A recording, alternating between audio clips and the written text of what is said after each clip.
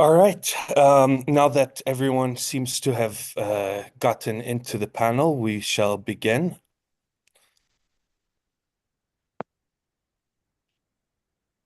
Um, Thank you so much, everyone, and hello from wherever you may be joining us today. My name is Fadi Qafaiti, and I'm the Executive Director at the Jerusalem Fund for Education and Community Development in Washington, D.C. In response to Israel's resumption of its exterminationist war in Gaza, we at the Jerusalem Fund have organized an emergency webinar to discuss the rapidly deteriorating and critical situation that's unfolding all across Palestine and beyond. This webinar was actually initially meant to be one that focused on the repression of academic freedom in the United States and the recent abduction of activists, students, organizers, and pro-Palestinian voices in the United States. However, it is with a broken heart and unbelievable sadness and sorrow that as we were preparing for this event, one of the largest massacres of children in 2024 and 2025 unfolded before our eyes in Gaza. Overnight, as people slept in their homes, their dwellings, what's left of their shelters, in their tents, over 100 bombs were dropped all across the besieged Gaza Strip, ultimately ending the ceasefire, killing hundreds, over 600 people, and so far upwards of 200 children. Again, the largest massacre of children that has unfolded in 2025. So while we do extend our sincere, heartfelt support and solidarity to all those who've been abducted by DHS and ICE, the expulsions, suspensions, and mass waves of repressions that are unfolding across university campuses and beyond, we felt that it is necessary and urgent to have this panel encompass the entirety of the situation on Palestine. The acceleration of the ethnic cleansing project all across in Gaza and the West Bank, the repression of the voices in the United States, and all felt that all go hand in hand, which is why we've assembled this panel today.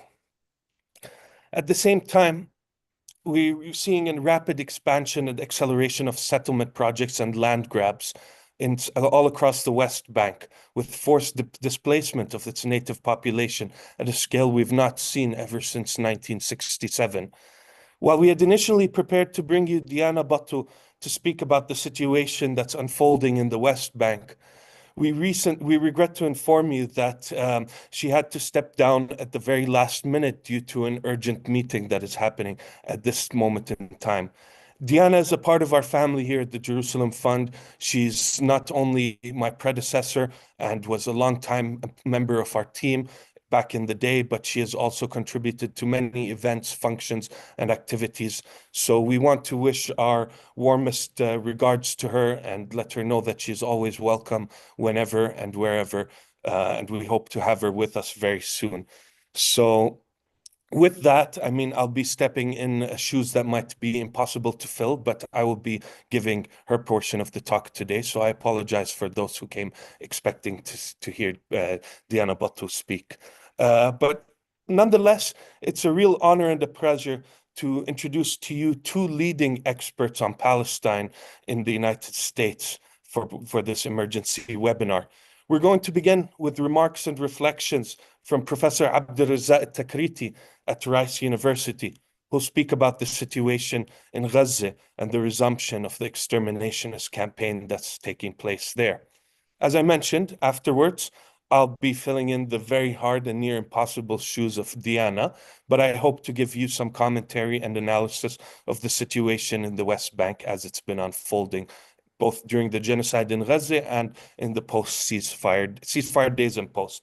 Lastly, we'll be turning to Professor Osama Maqdisi at Rice University. At the University of California, Berkeley, who will give us some reflections and offer some commentary on the repressions of academic freedom in the United States, as well as its implications moving forward.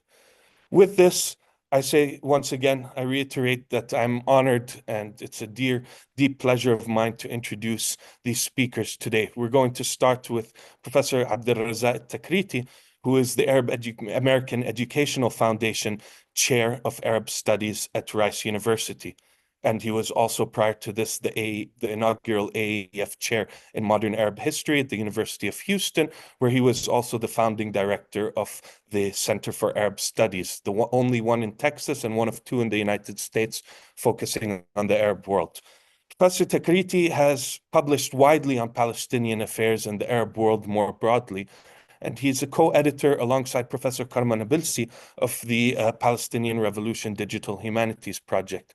Professor Abdelrazak Takriti, I'm honored to be introducing you today as my advisor and mentor and dear colleague. And I wished to both of you that we could give you a much better and warmer welcoming, though I'm so grateful for your time and willingness to participate in this emergency panel. So without further ado, I give you the floor, Professor Abdelrazak. Thank you very much, Fadi, and I'm very honored to be here at the Jerusalem Fund and to be in the company of Osama. And of course, I hope that our great third speaker, Diana Buttu, who's unable to join us, is doing well, and I look forward to speaking with her in the future. I think the situation that we are confronting is so horrendous that most of the people in attendance here know the facts of what's going on. It is impossible not to know the facts anymore. The fact of the murder of children, as you've mentioned, Fadi, on a mass scale. The fact of the killing of entire families. The fact of the destruction of the entirety of Gaza. The fact of the destruction of the education system, the health system. The systematic destruction of all infrastructure. The threats that are being made openly now by Israeli officials, both during televised appearances by the leading cabinet ministers and by dropping leaflets on Gaza, threatening extermination, telling the people of Gaza that they are alone, that there is no one in the world that will be able to help them or that will intervene in their cause, that there's no one in the entirety of the Arab region that's going to stand up for them, that the whole West is against them, and that the whole world has forgotten them. I think it's very important for us to take a step back and think about that sort of messaging and the mentality that it reflects. We're now dealing with an Israeli government that is very much exercising hubris at an unprecedented scale, that is feeling empowered by its sponsors in Washington and in Europe and elsewhere in the Western world, that is armed and has received arms shipments, including 2-ton bombs that have been sent to it recently under the current administration, and it is willing to use these arms on a mass scale.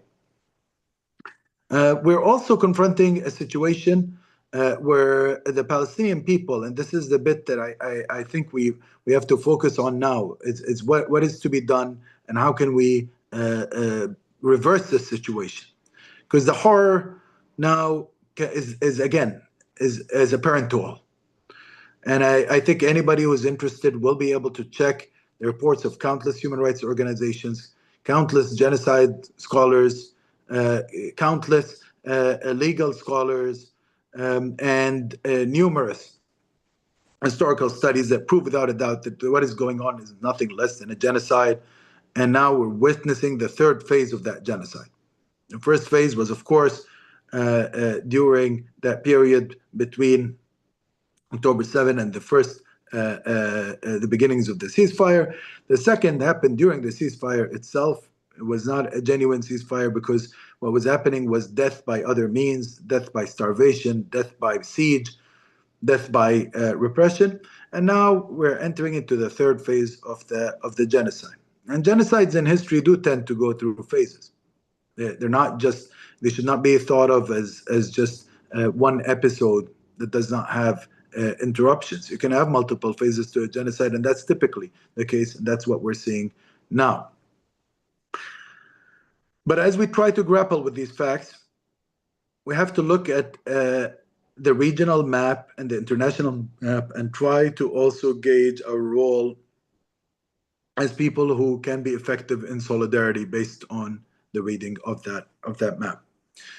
If we look at the American side of the equation, it is the most important, and that is certainly the case for this audience. We have now a situation where all pretense to a political process being tied to this genocidal process, that's been dropped. What you notice, any observer that follows what's going on will see that there is no political horizon promised to the Palestinian people. In fact, the political horizon that is promised is one of total and complete subjugation under the Israeli authorities. That is the only thing that is available. And that subjugation option is not entirely afforded to everybody, even. The section of the Palestinian people that lives in Gaza will no longer have even that option, because the administration here has repeatedly said that it favors the expulsion of the people. And should that expulsion not take place, then it's clear that they're happy to witness an extermination going on. And they're not going to even blink, and they haven't blinked at that. There's no concern for human life. The Palestinian life has been rendered meaningless completely. And that happened, of course, under Biden before. He did not care about Palestinian life. The entire political system in this country does not care about Palestinian life. That is clear. But now we have an administration that is very public about that. And it's, Palestinianness has been reduced to a slur in this country. And the Palestinian people are suffering now, again, a situation where they're offered total subjugation in the areas outside of Gaza, or the option of ethnic cleansing or extermination in Gaza. These are the choices that are given to the Palestinian people. Talk of a two-state solution, talk of any solution is no longer really something that we hear.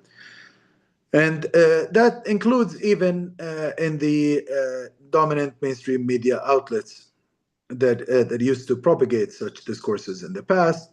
That's no longer even a serious subject of discussion. That means that we have special responsibilities in this country. This country currently is a party to a genocide. And the only way that genocide is going to stop is if there is a serious social and political movement built here that can operate to stop it. Unfortunately, however, this social and political movement will not be operating in a vacuum, because part of the dilemma, the Palestinian dilemma in this country, the ongoing dilemma, is that the other side, the pro-genociders, the pro-ethnic cleansing, the folks that have long supported the entirety of the Israeli colonial project from day number one, regardless of their ideological motivations. And there are many different ideological motivations that fit into that movement.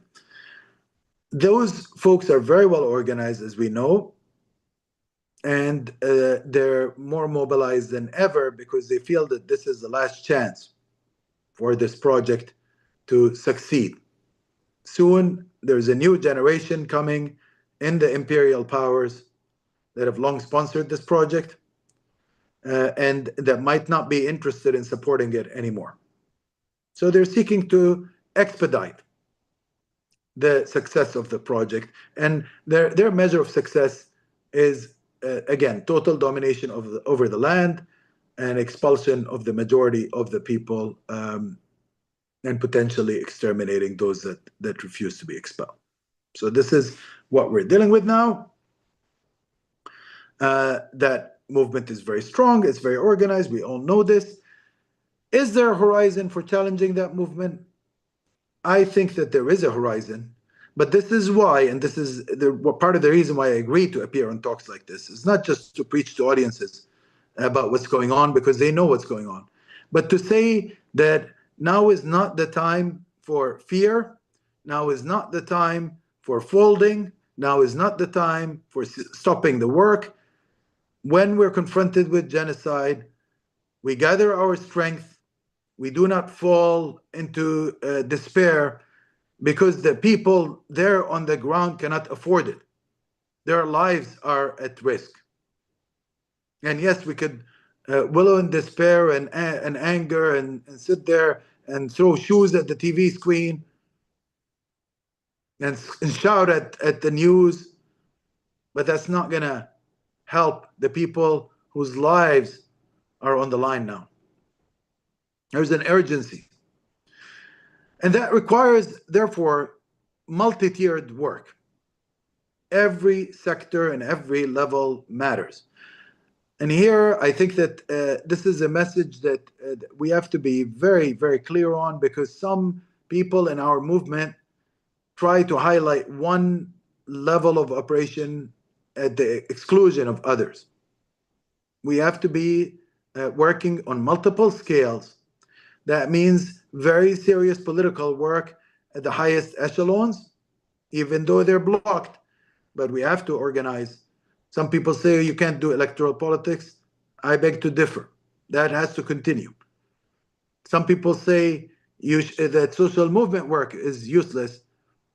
That's absolutely not true. The grassroots has to be built and has to be expanded at a massive scale. There has to be also, and I think this is a sector that is within reach, but where we're not putting enough work, is the labor movement. Where has the labor movement been in this equation? There should be an immediate mobilization. And there have been some good steps in that direction. There has been, there have been some shy statements talking about, stopping arms shipments. We need much more than that. And they need to be much more assertive, given the gravity of the situation, the scale of the massacre, the scale of the genocide, even the pain on the ground. So multi-tiered work is very important in this equation. Moving on from the United States, if we look at the regional map, we're seeing that part of the problem that the Palestinian people are dealing with is not just that the dominant global power is supporting their extermination, but that there's no regional Arab depth at the moment that could give them space for maneuver. What we're seeing now is the complete domination of the Pax Americana over the whole region. And in fact, what we've seen is a deepening of that domination during the past couple of years.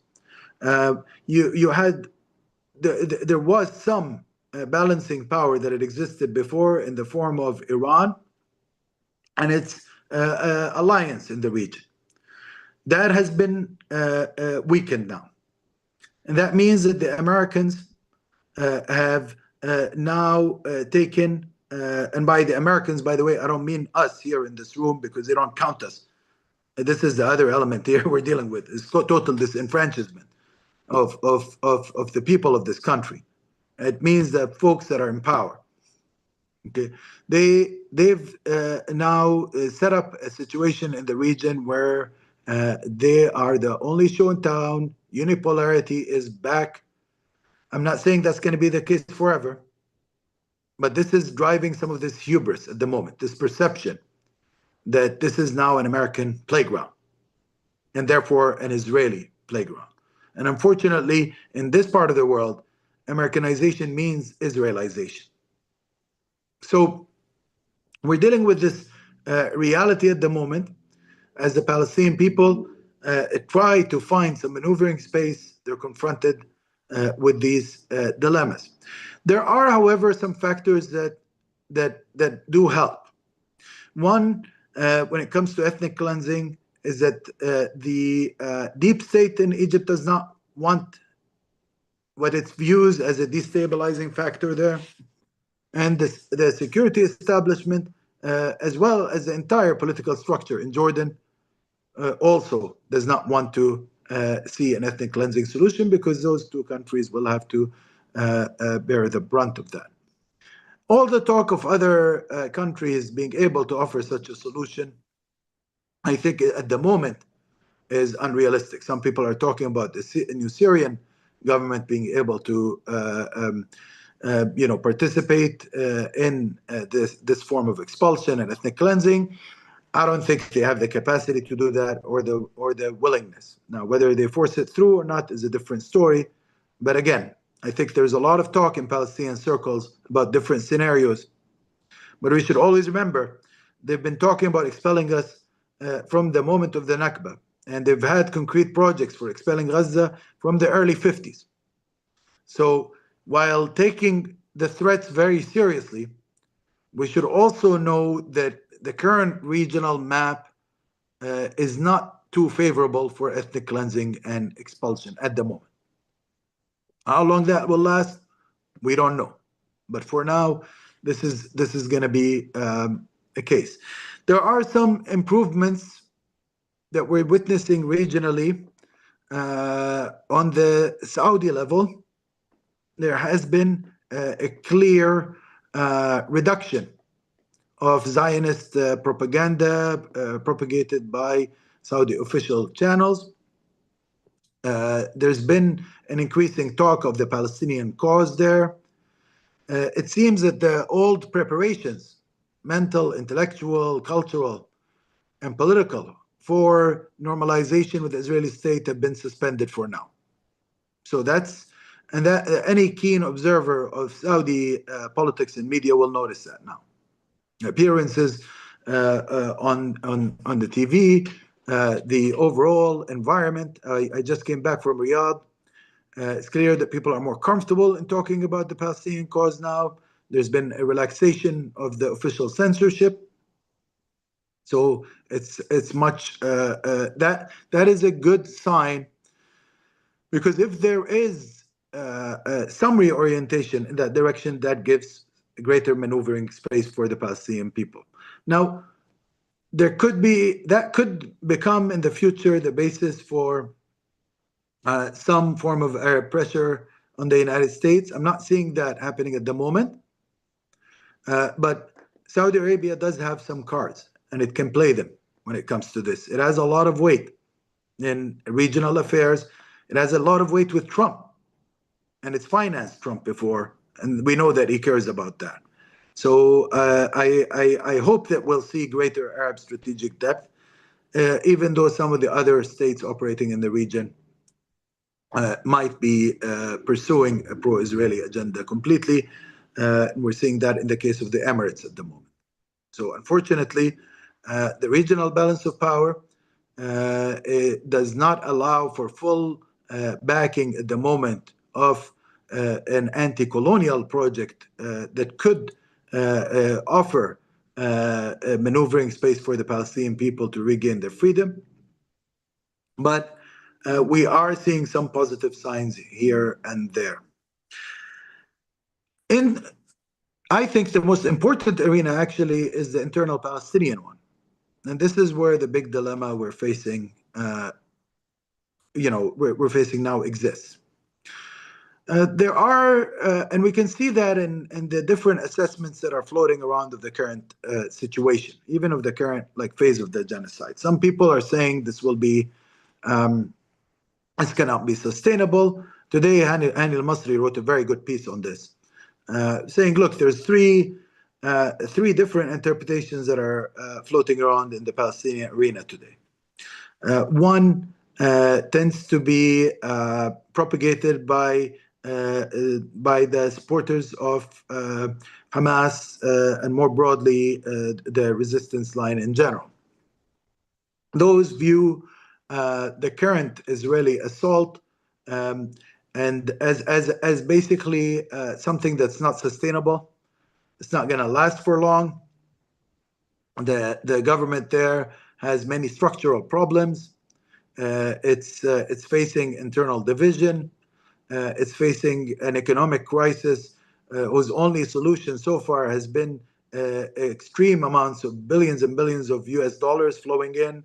How much appetite there is for such aid under Trump is something that they wonder about in the future. And they're saying that essentially, if the forces of Hamas and affiliated resistance organizations operating in Gaza had lasted for 15 months under the worst genocidal conditions, then there is no reason why they cannot survive longer. And the Israelis know that. They know that they cannot eradicate Hamas. So therefore, it's unlikely that they will continue with this assault. A second opinion sees this, and that's more generally proposed by folks that are opposed to Hamas within the internal Palestinian arena, views the current situation as not temporary. They see it as part of a comprehensive plan. They talk of Netanyahu having achieved many structural gains, and they view the entry of Trump as enabling him to gain an even greater foothold. And they consider that he views this as a historic opportunity to achieve the Zionist dream in its totality, which is a historic Palestine without Palestinians. And this genocide in Gaza is just phase one of that. Phase two will be West Bank, and then we'll get to also the 1948 areas, Palestinian citizens of Israel. Soon they'll be out, and eventually we will, with the disbanding of UNRWA and all the international organizations surrounding Palestinian refugees, you'll have even the erasure of the Palestinian refugees themselves. And that way, after having expelled a large section of Palestinians, exterminated another large section, and distributed everybody in the surrounding region, but then stripped the international order of any official designations to these people as Palestinian refugees. That way you've erased Palestinians from the face of the earth, both physically and politically. So this is the second view, is that this is an opportunity for that as far as the Zionists are concerned, and that they're moving very strongly in that direction, and that they have special conditions prevailing towards that.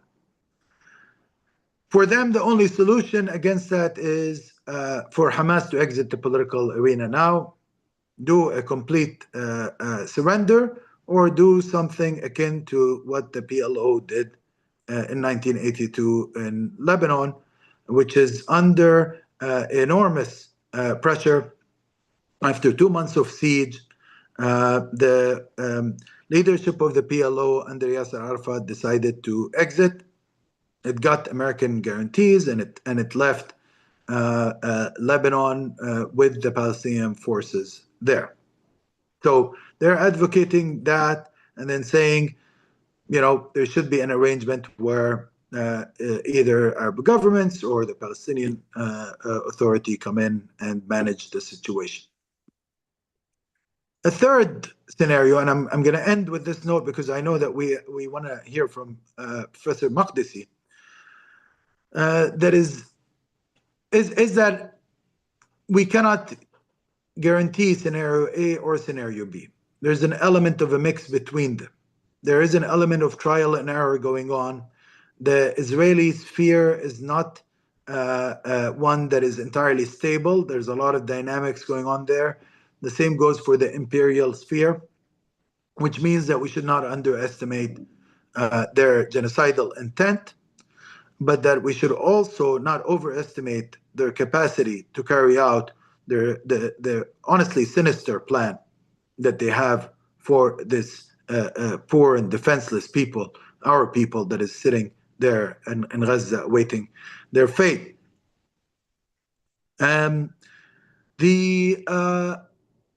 This third scenario takes seriously the view that Palestinians can do something to stop this by rejuvenating their national structures and by creating a real representative mechanisms and formulas that could then undermine the current Israeli pretexts that are being used to carry out this genocidal war. Our view is that at the moment, as usual, they've designated a Palestinian boogeyman. They found him in Hamas. Okay, and that becomes the source of all evil in the same way that the PLO used to be the source of all evil in the 80s and 70s. And they tell you there's terrorism there. We must conduct a total war on terror until they're extracted. So the argument of people who hold the third position is through the rejuvenation of Palestinian national structures and the exit of Hamas from immediate rule in Gaza, but towards representation in national structures, that would remove the pretext from the Israelis, at least on the international arena to some extent. There are some merits to this position. However, there is a counter argument to that. Of course, I support any position that entails the democratization of the PLO and ensuring greater pluralism there. I think it is the only exit for our people from long-term structural problems. But I want to also caution against optimism in any of the three scenarios, because even in the third scenario, the current administration here does not need a pretext for genocide in Palestine. The very fact of Palestinian existence is now their pretext. They're talking now about following Hamas. They're talking about responding to terrorism, but they could designate anybody as a terrorist. And they've already reduced the entirety of our existence and of our people to that category so that they could exterminate us. That's very common in history. So we have to be very cognizant of this fact. We have to look into history to notice previous genocidal patterns where pretexts consistently changed depending on the political context, but what stayed constant was the will to dominate, the will to exterminate, and the will to colonize. And I'll talk about this. I'll just give you one example with reference to our sisters and brothers in Haiti, the first great anti-colonial revolution that happened in modern history. There, the enslaved people of Haiti had achieved a great feat of freedom by freeing themselves through the force of arms from one of the worst regimes of enslavement that had ever existed in the history of humankind. What was the French solution for that? To say that they want to kill and murder and basically commit genocide against everyone, all of the enslaved population in its entirety, and replace them with new slaves. That then resulted in a rethinking of Haitian politics as a whole and a very strong mobilization against colonialism that, of course, ended up in the victory of Haiti.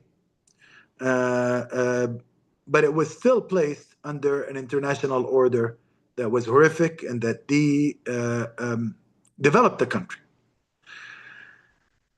I'm not saying this to depress everybody, but I'm saying it to both point out at the possibilities for freedom and for resistance in the face of the most genocidal projects possible, but also to point out to the issue that surrounds any people seeking their freedom in the international order once they've sought it. If the dominant colonial powers continue to take a stance against people seeking their freedom, then they can make life miserable. And that's why the number one audience that needs to move is the American audience. It is their responsibility to act today, immediately, this very minute, because the lives of Palestinians are at stake and the conscience of this nation is at stake. Thank you very much.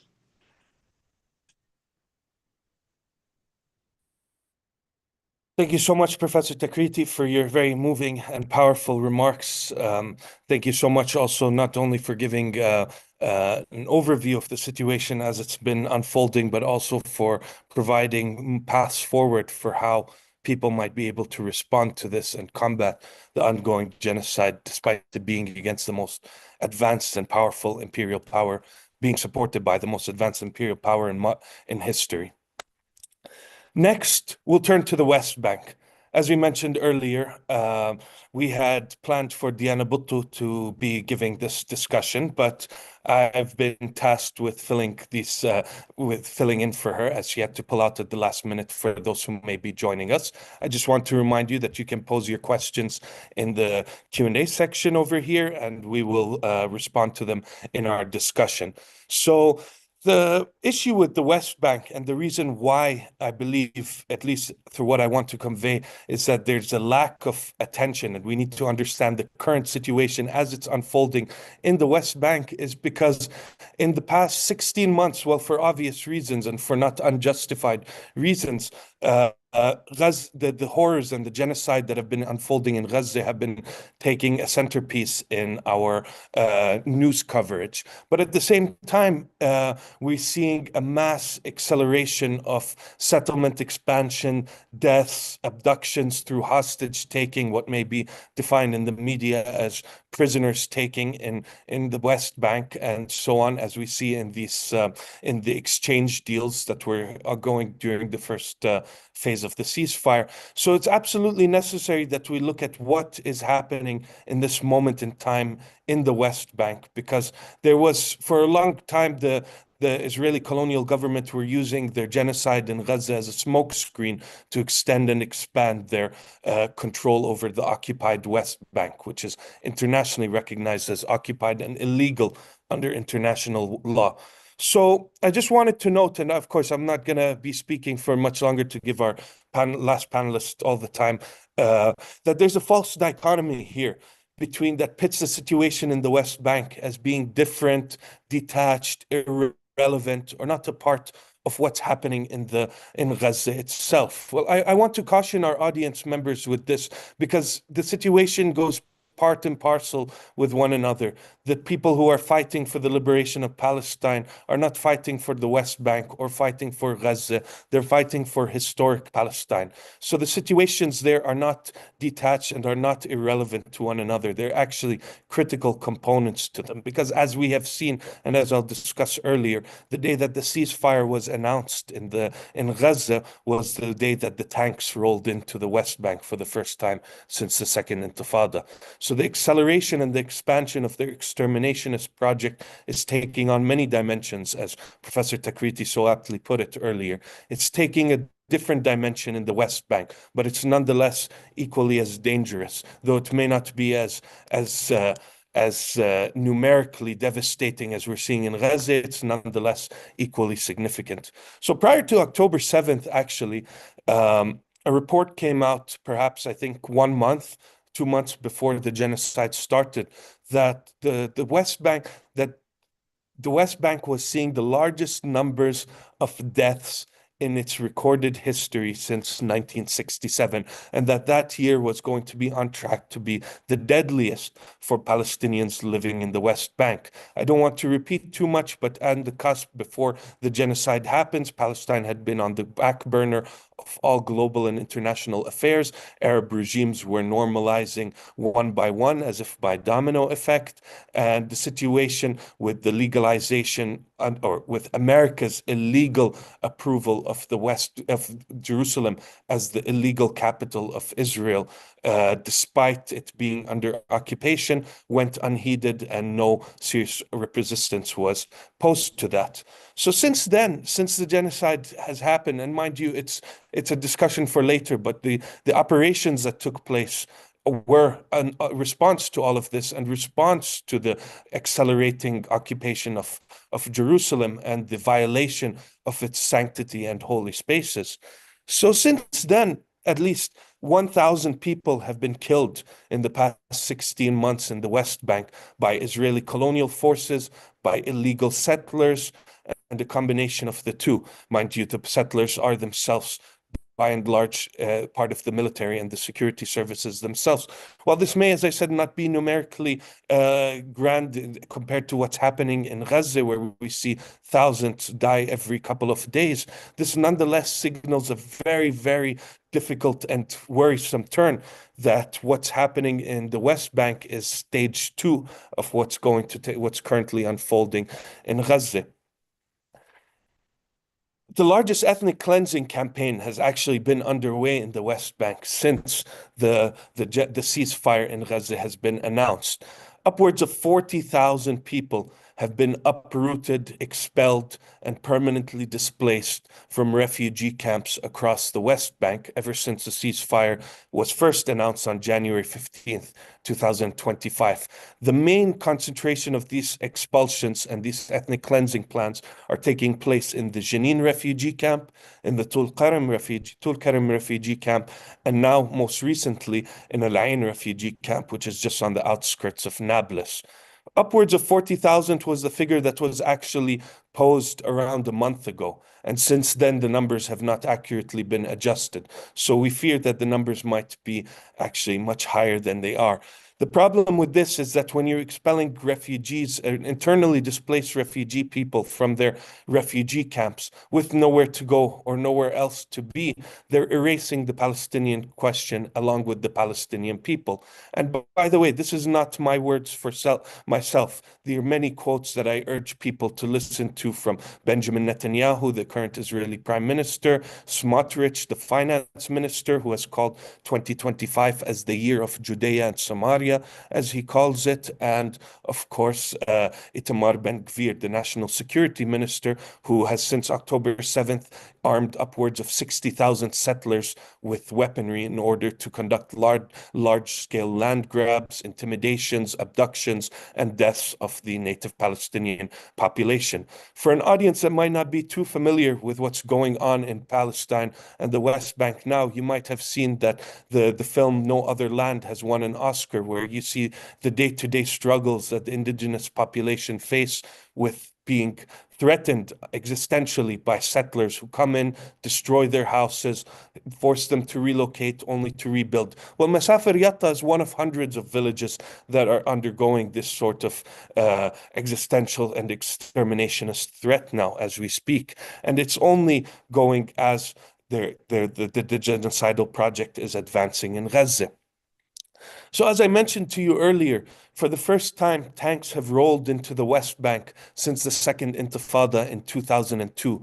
The West Bank is recognized under international law as an occupied land. It's occupied Palestinian territories. So Israel's military presence there is not only immoral, but is illegal under international law.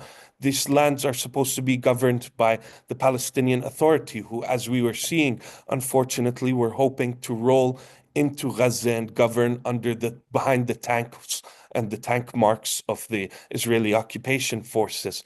Well, they themselves have been undergoing their own siege and campaign inside refugee camps, especially in the Jenin refugee camp. Since late November 2024, they had been besieging the camp, doing shoot to kill practices for whoever is out in plain sight, which is practices that were both trained to do so by the Israeli occupation and other collaborators within this agreement that was set out during Oslo, but also is one that is continued, that the Israeli occupation forces have pursued and expanded upon in Tulkarem, Jenin, and now Nablus since the ceasefire took place.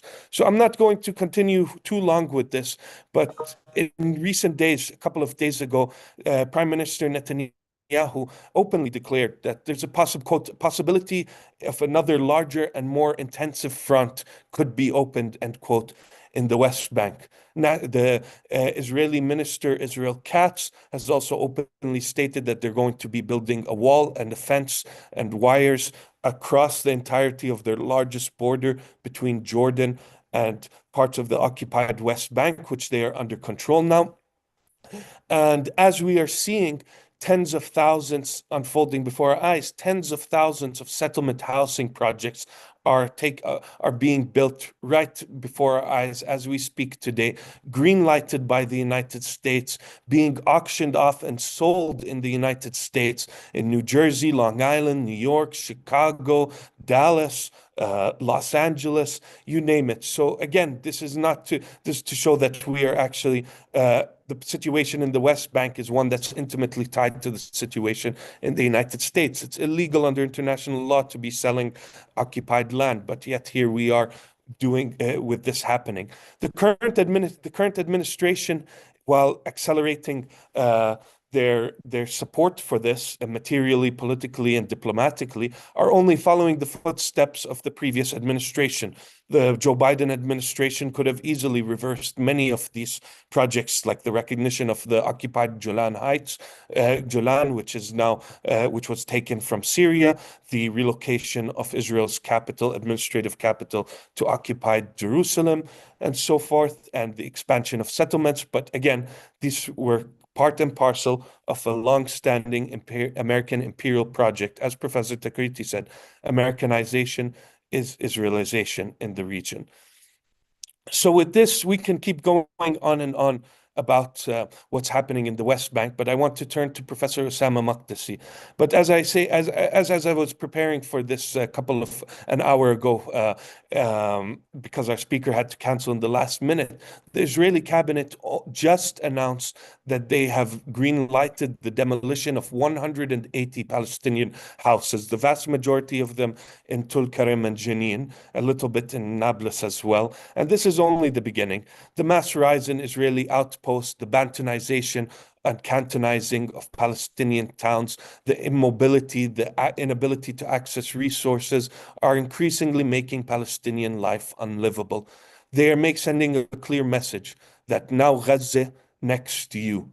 So we have a responsibility and a duty to not only bring awareness to what's happening in the West Bank, because it's not receiving the adequate coverage and attention that it rightly deserves, but it also is our duty to do everything in our power to stop this extermination project to take place. So with that, I thank you so much for bearing with me and hope that I did justice what I couldn't possibly do, what Diana would have done that I could not. But now we'll be turning to Professor Osama Makdisi, and thank you so much for your patience, Professor Osama, who will be offering his reflections and comments on the repression of academic freedom in the United States and the silencing of pro-Palestinian voices on university campuses and beyond. Professor Osama Makdisi is the May Ziadeh Chair of Palestinian and Arab Studies at the University of California, Berkeley, where he's also the Chancellor's Chair of History there. Prior to that, he was the inaugural holder of the Arab American Educational Foundation Chair in Arab Studies at Rice University, and he is the author of many incredible books that I encourage everyone to go out and read. But most recently, The Age of Coexistence, The Ecumenical Frame and the Making of the Modern Arab World, which was released in 2021, I believe, 2020 or 2021. So Professor Osama Makdisi is also a longtime member of the Jerusalem Fund, has presented with us many times. We thank you so much, Professor. Welcome you back. Wish it were under better conditions. But again, we are so grateful for your time and willingness to participate. So without further ado, the floor is yours. Thank you, Fadi, and it's great to be with you, and of course to be with Abed, Professor Takriti, my dear friend and colleague at Rice University, and of course it's great to be with everybody, even in these desperate times, or I should say, especially in these desperate times. You know, what more is there to say after we heard Abed and you, Fadi, giving these overviews of the situation in Palestine, the situation in Gaza, the situation in the West Bank, the situation in the region, as Abed outlined to us. The only thing I would add is of course, the situation here in the US, which is, as one Indian scholar wrote about in 1971, he described the United States or North America and Europe as the mother continents of Zionism, in the sense that none of what is happening to the Palestinians, or for that matter, anyone else in the region, would be possible and could have happened first without the support of Great Britain, and then, of course, in the last few decades, and especially now, without the support of the United States. Which is to say, why it is that what is happening in and on our campuses throughout this country and in this country more broadly is tied intimately to the future and the fate of Palestine and the Palestinians. And we're witnessing now, at this point, a clear intersection, or a clear sort of coming together of two trends. One is, you could argue, the hopeful trend, and that's a trend we witness throughout this country of youth mobilizing, students mobilizing and who've been mobilized, a generational shift that we saw across this country, and in fact across the world for that matter, across Western Europe as well, of students protesting against the genocide, against the treatment of the Palestinians, against apartheid, against racism, and sort of very clearly signaling and very clearly putting Palestine not just in an Arab or a Palestinian sort of context, but in a much broader global context of environmental justice, social justice, and other forms of justice. In other words, Palestine has been mainstreamed in a way that it had never been before. So that's insofar as there's any kind of element of hope in this truly despairing, desperate situation, it is that there's been a generational shift, that the Zionists have lost the intellectual argument, they've lost the ethical argument, they've lost the moral argument, they've lost the archival argument, they've lost the student argument, they've lost at virtually every level, except, of course, at the level that is most apparent to us today in terms of what's happening in Gaza and on our campuses, which is to say, the Zionists and those who support Zionism, whether they're Christian or Jewish or anyone else, these people have actually still maintained extraordinary amounts of repressive capacity. And so the enablers of the Palestine exception are still, as Abid pointed out, are still extraordinarily prevalent. And it's this intersection. They feel that this is, in fact, the last opportunity they have to realize their fantasy of creating an exclusive and exclusionary and racist state in a multi-religious part of the world. And they feel that they're losing and they've lost a generation of youth and our students. So this is the background against which all this is taking place in this country. In other words, they feel that the future is not theirs. And so they're acting in the present to enact what they feel is going to be a fait accompli, an irreversible reality on the ground, both in Palestine and here. And so the question really is what kind of perspective we are going to adopt.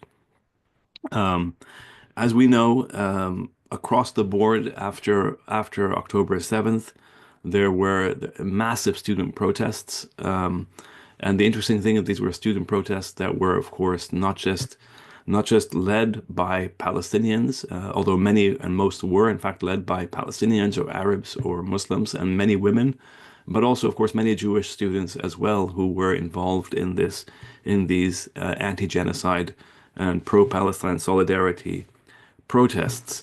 The interesting thing is to see what happened at an institutional level across this country. So rather than debate or argue or engage with our students, what happened across this country was a systematic effort to demonize and to demonize and to stigmatize our students of all faiths because they stood up for Palestinian freedom and liberation and humanity. And what was so interesting to witness as a historian is to see how many administrators could not bring themselves to use the word Palestinian, how many of them mourned explicitly Israeli Jewish lives that were lost on October 7th, but refused categorically to use the word Palestinian. And yet, of course, that's precisely what, in the end, inspired and provoked and instigated these encampments. In part, our students who refused to accept the Palestine exception any longer, and who are themselves the future of what is going to happen down the line. And so that's the reality of what we've been witnessing, what we've been seeing. And it came to the fore, in a sense, in the repression of our student encampments across this country, in the demonization of these student encampments, and the silence of most liberal academics who are secure in their tenure or who felt secure at the time in their tenure and who refused to speak out because they felt that Palestine, to them and to their generation, was still a toxic and difficult and dangerous issue, but our students didn't.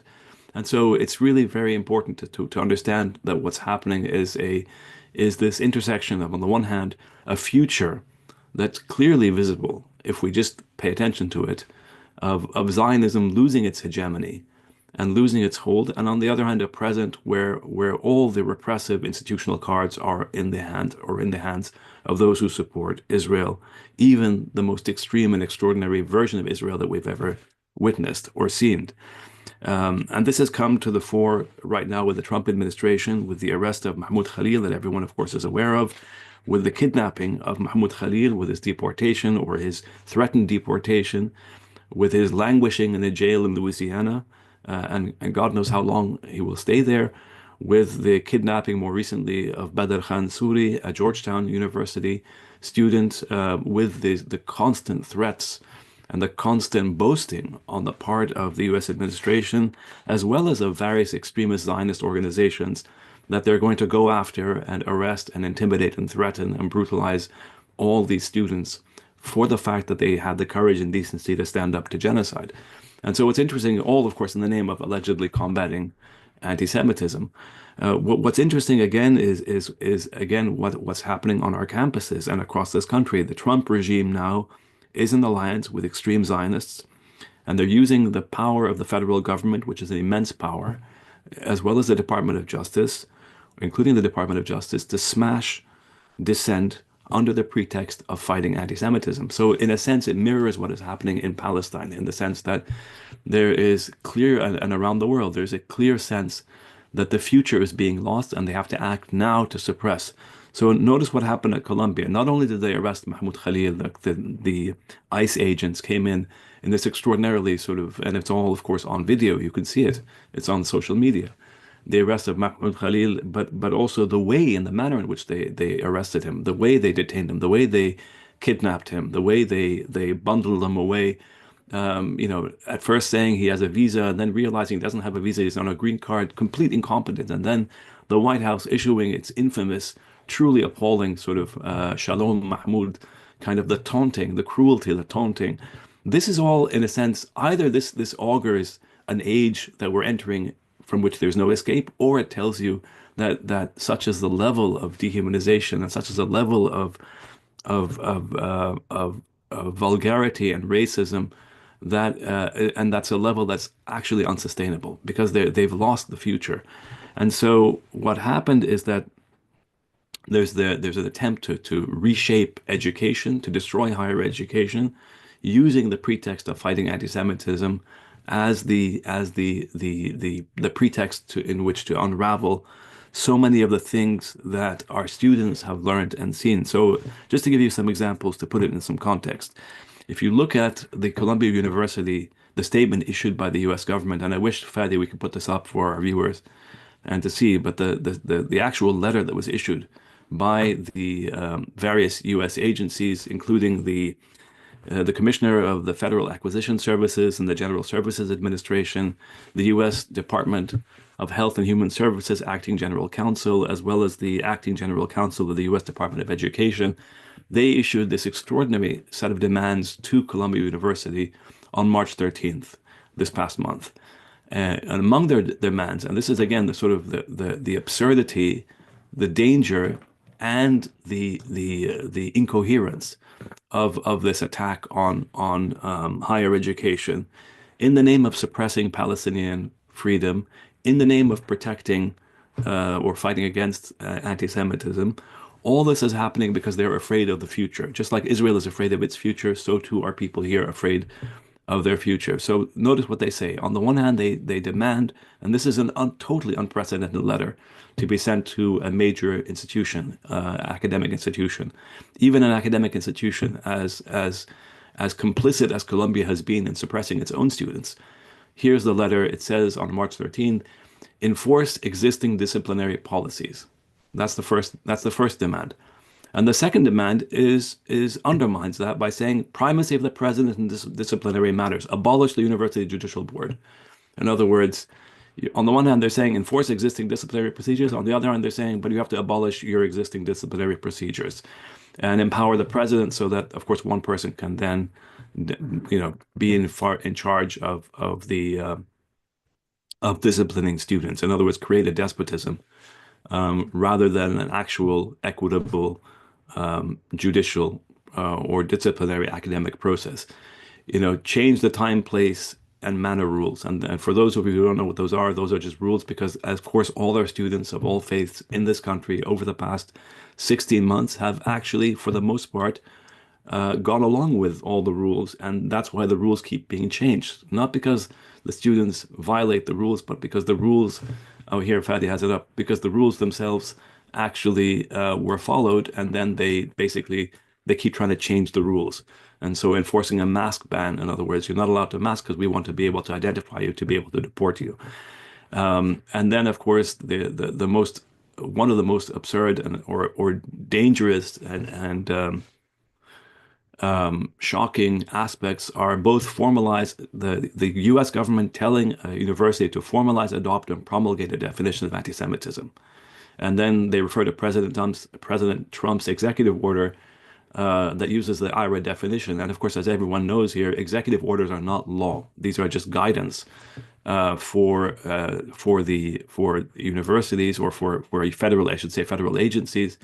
But this is the IRA definition, of course, is completely dangerous. It's damaging, and ultimately, if the First Amendment holds, it's unconstitutional as well. You cannot actually tell people in advance what it is they can and cannot say in this country. That at least is my belief thus far.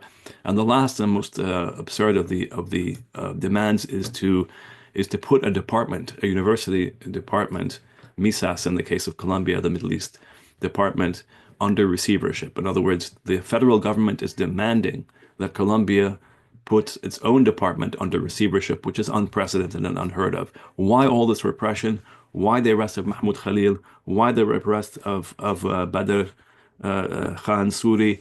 Why the intimidation? Why all these Zionist outfits are going out of their way to sort of intimidate and dox our students? Precisely because they know they've lost a generation, they've lost the future, and they're trying their best in this moment to use the Trump administration to smash not just Palestinian solidarity, but higher education more broadly. Will they succeed? As Abid said, I don't know.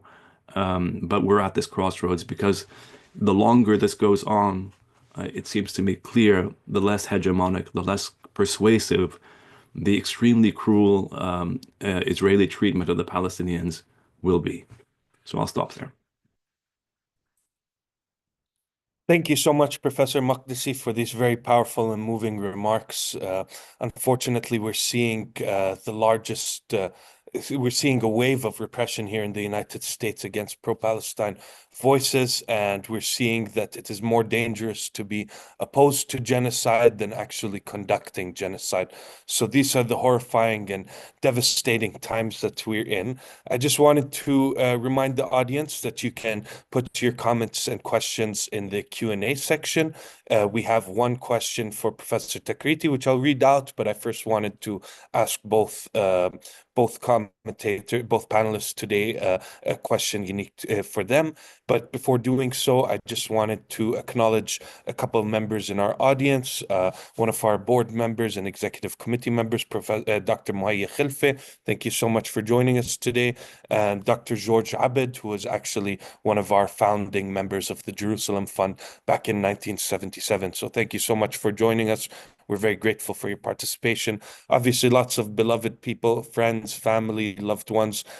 Forgive me for not acknowledging you by name, but thank you so much for joining us here.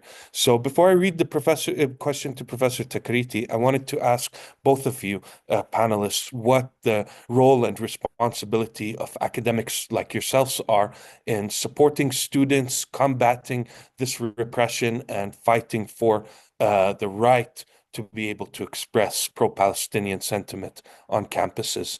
If you don't mind answering this question, please.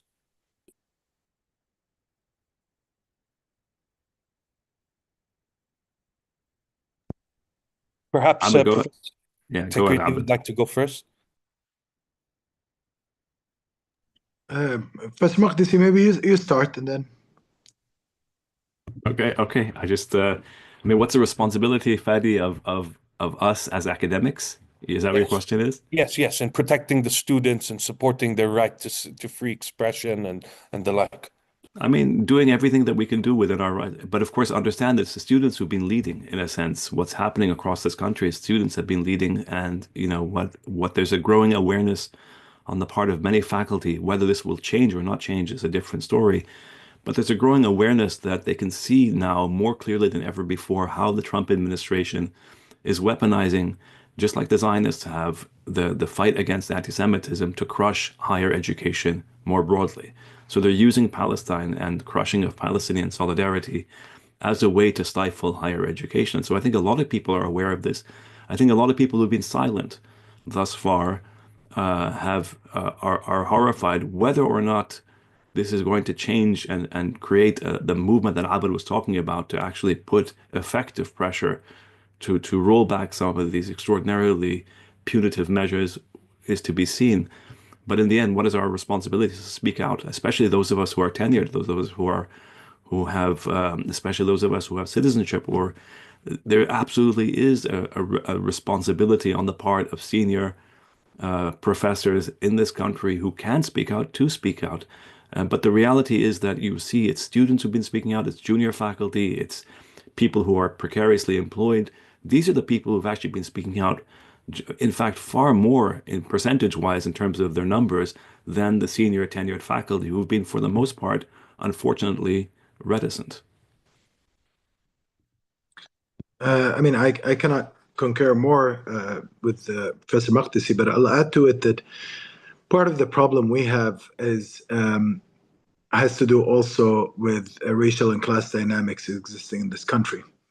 What we're noticing is that in those sectors where there is a lack of understanding or possibly commitment to anti-colonial principles, we have a problem. So if you're not opposed to colonialism or have not experienced it, you're less likely to actually care about this issue. From my personal experience, but also I think any objective observer will notice, what we're seeing is a huge coalition emerging out of this bringing together a lot of racialized faculty.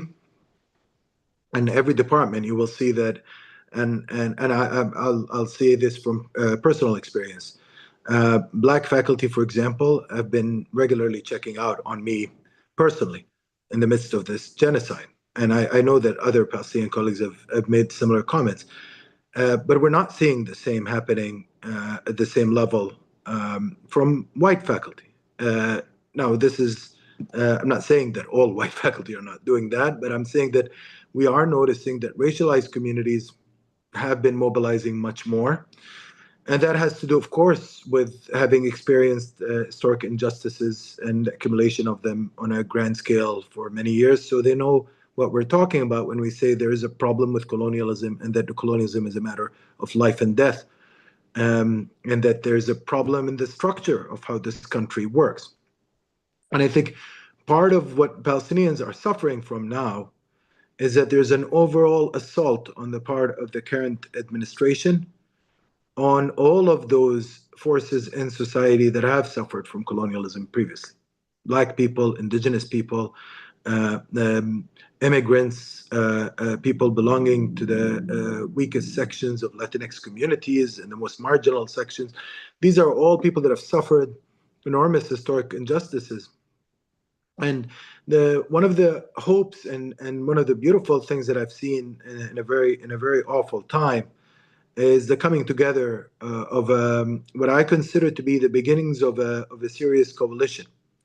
And I'm glad to say that Palestine is bringing back that coalition to life. It has appeared in different phases and different historic moments in the history of this country. But I think this is the latest incident. And we might actually find that this coalition now will be much more principled than ever before because everything is much clearer than ever before. The alignment of forces in this country and elsewhere is very clear now. We are seeing a consolidation of an extreme right that hates, and I'm underlying that word, all colonized people, and that sees Palestine, it reserves special ire and hatred for it because it sees it as an example, a heightened example of all of the things it hates. It hates people who are marginalized. It hates people who are dominated. It hates people who are searching and fighting for freedom. So these forces have to be confronted by a very powerful coalition. And I think we're seeing that coalition being built today. The repression they're deploying is huge, but I do think that there's a special responsibility for faculty who have traditionally subscribed to less radical views, have traditionally not engaged with colonialism, have traditionally not taken seriously the consistent claims by Palestinians and others. And the situation in this country is intolerable and could lead to serious disasters. It could lead to a descent to fascism on a grand scale that affects everybody. For the longest time, the Palestine exception survived because people thought this can't affect me. And look at it now. You have Ivy League professors that are worrying about their tenure. You have people that were very, very privileged before, fearing for their own careers and receiving threats. So I think we're witnessing a very difficult and scary moment in the history of this country, but one that is laden with possibilities because actually, unfortunately, until those classes that are comfortable start feeling the pain of what's going on, they usually don't tend to mobilize or organize. And we are desperately in need of mobilization and organization now. We need the formation of a historic bloc that could democratize this space politically, the United States as a whole, and the future of Palestine, the future of all colonized peoples depends on that. Most immediately, stopping the genocide depends on that. So that's why I keep saying we can't afford depression. The points that Professor Makdisi made, the positive points, are the ones we need to focus on, which is that we have a long-term commitment in this country, which is to building a movement. We're seeing that movement being built. There's no moral appetite for genocide and colonialism amongst the younger generations. However, of course, we see that in other sectors that are privileged. We see it in sectors that are from various dominant demographics. Sometimes we see a different set of attitudes. So how we move forward, I think people need a bit more courage.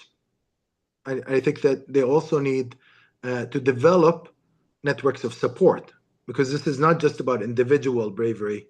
This is also about communities emerging.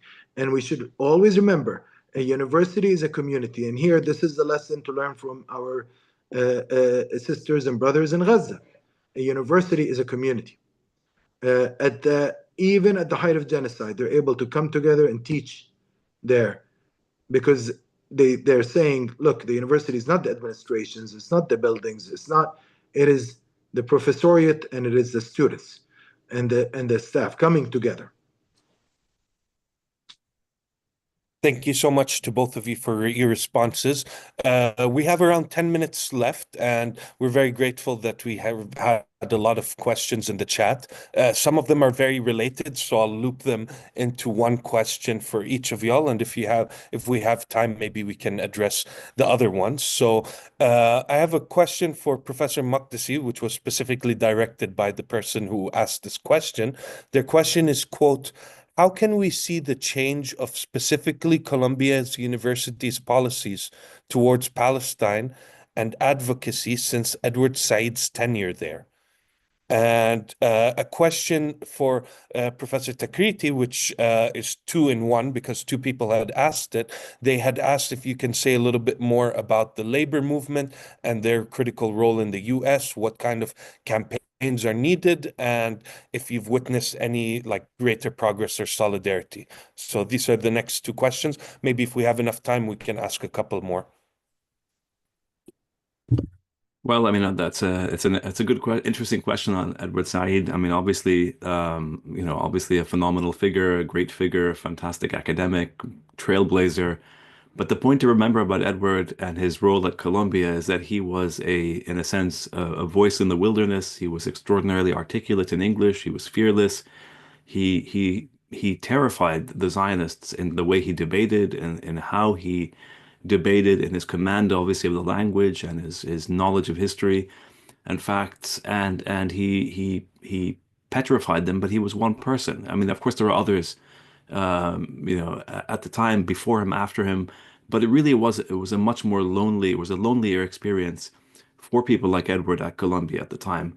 Now, if you fast forward to where we are today, irrespective of Columbia's repressive response, because the response is scandalous and shameful, but think about how many people there are on social media, how many students, how many articulate Palestinian and non-Palestinians, Arabs, Muslim, how many younger people, women, men, who are taking the lead in sort of in articulating, arguing, debating, and spreading awareness about Palestine. I think that's precisely why the future, in that particular sense, that's why the Zionists and those who support the monstrous treatment of the Palestinians, the totally unethical treatment, the depraved treatment of the Palestinians, that's why they are so nervous, because they understand it's not just Edward Said now. It's a whole, there's a vast generation coming along that have taken the lessons of people like Edward and are articulating a cause, a sense of justice, a sense of morality that, in a sense, is completely irrefutable. And that's what terrifies, I think, those who support the destruction of the Palestinian people.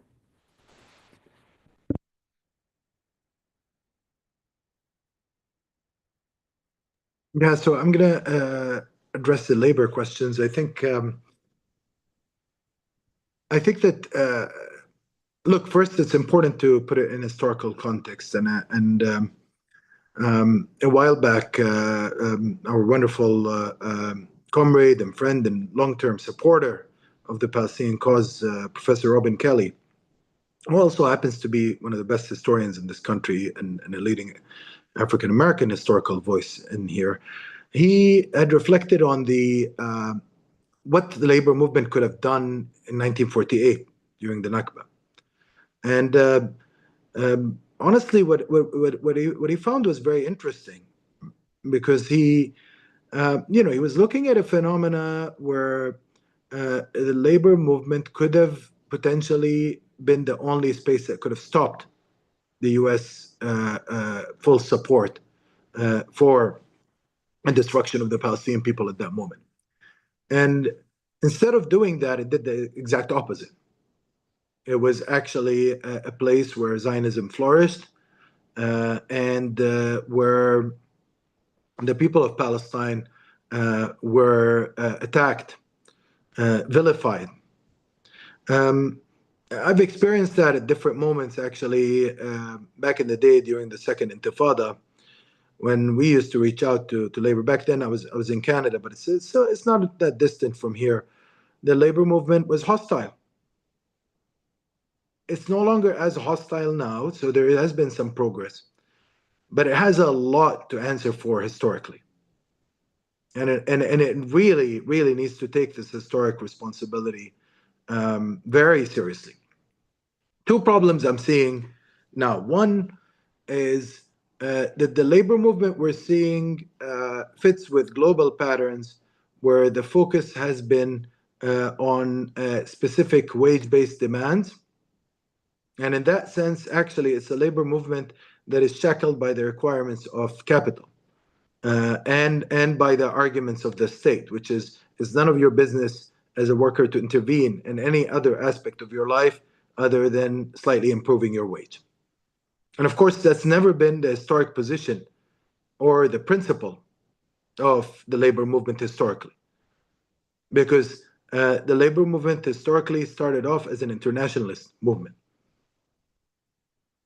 In theory, yes, it used to be Eurocentric. Yes, it didn't take colonialism seriously, but with time, it developed very strong traditions around that.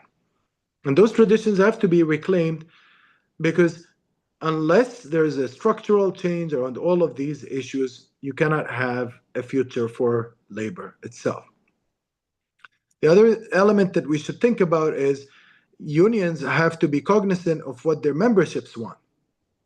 And we're seeing a phenomenon where a lot of union leaders take a patronizing, a paternalistic approach towards their memberships by ignoring the fact that the memberships often see the labor movement as the only space where they could intervene democratically in society. And in the case of Palestine, that's a space that has been severely underutilized. I mean, even the statement that came out, and I really respect the people that worked on it very hard on getting it passed, around armaments to Israel, it's like so under what is required. It's a shy statement. I mean, by the way, it was a great feat, relatively speaking, compared to the situation that I preserved. And I really, my hat goes off to all the people that have worked so hard on it. And I have some dear comrades who've put in enormous amounts of time and effort to it. But this is a reflection of where the labor movement is at, is that this is the best that we can get under the current circumstances.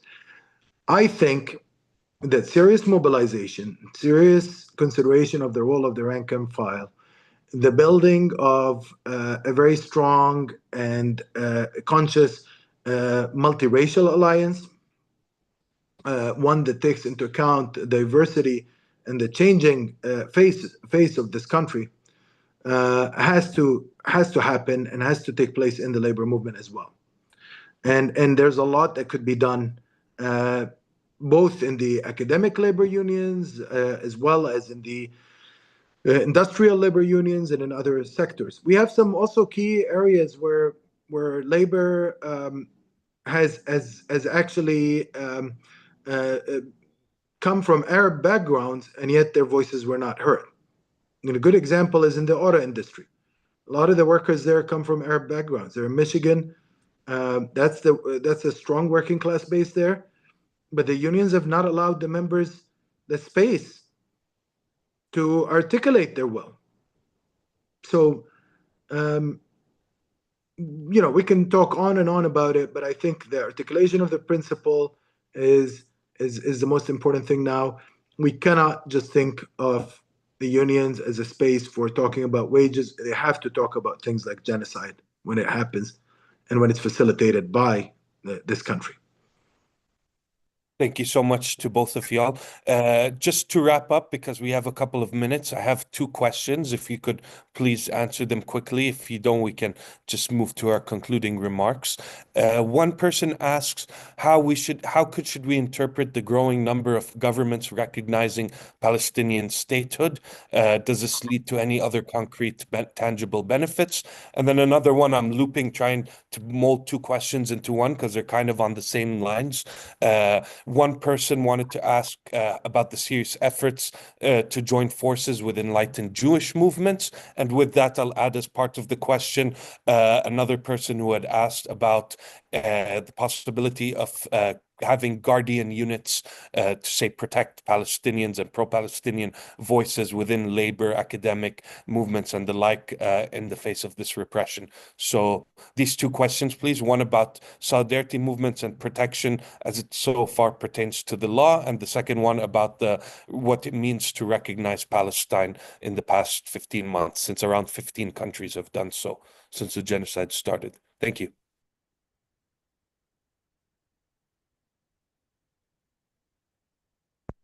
Abid, why don't you answer the question about Palestine and what it means? Sure. I mean, I think there's we have to disentangle two things now. The statehood project in general is not going to be the solution for our people. However, there is a significance to diplomatic recognition of the state of Palestine, with some caveats. And I was I come from a certain tradition, which is the right of return movement. And when the first effort to put the state of Palestine seat in the UN was taking place, we had reservations about the removal of the PLO from that position. Now, because the PLO is a representative of the Palestinian people as a whole, including the refugees, whereas a state of Palestine, if that refers to the West Bank and Gaza specifically in the narrow sense, will not allow for a presentation of that. So there was a way of avoiding that hurdle officially at the UN by insisting that the seat belongs to the PLO, but it would run under the name of the State of Palestine. So I think that's very important for us to insist on, because if we cancel out the refugees, we're canceling out a good chunk of our people from the equation. And more of our people are becoming refugees, unfortunately, under this regime of genocide and ethnic cleansing and elimination. So we must insist and continue to insist on the unity of our people at this moment. Recognition by states, so long as they're not undermining that important sector of our people, is a welcome thing, of course, in the current environment when we're facing erasure. You know, will it stop the erasure? Not on the immediate term, but it could, like other mechanisms in the international order, create a situation where there's so much accumulation of support for the Palestinian cause internationally that the United States and Israel become increasingly isolated. And that's the eventual outcome we want to see. Now, historically, the Israeli state was shunned by the majority of Africa and Asia, but it had a strong basis of support in Europe, North America, and to a lesser extent, Latin America. We're seeing now a shift taking place in Latin America, more recognition of the state of Palestine. We're seeing some Israeli attempts to, of course, weaken the Afro-Asian alliance, but it's not going. That's even that attempt has suffered major reversals as a result of the mad genocidal program that is being implemented today. We're seeing for the first time also cracks in the European wall of support for the colonial Israeli state. And in particular, of course, and not surprisingly, it's coming from places like Ireland that have had experiences of colonialism themselves. So is it positive? Yes. Is it enough? No. But should we encourage it? Absolutely. Thank you so much. And Professor Makdisi, would you like to tackle the last question, or? Which is?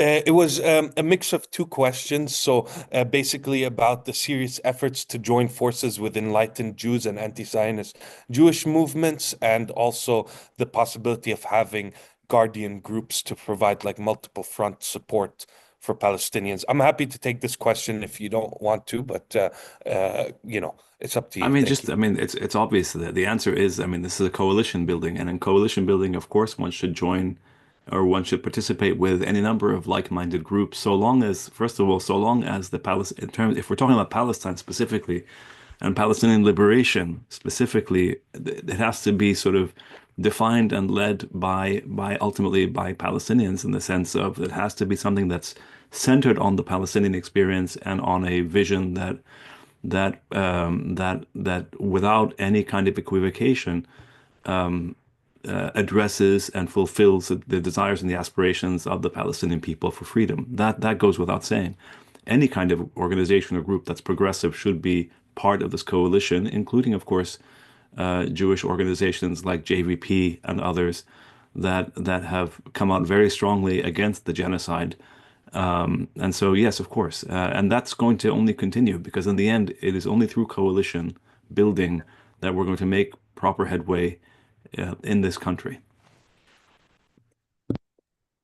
Well, with that, I want to thank you both very, very much for sticking around, for offering your incredible contributions and insights, and giving us and our panelists, giving our audience a much needed and refreshing understanding with all the chaos and horror that we're watching unfold before our eyes.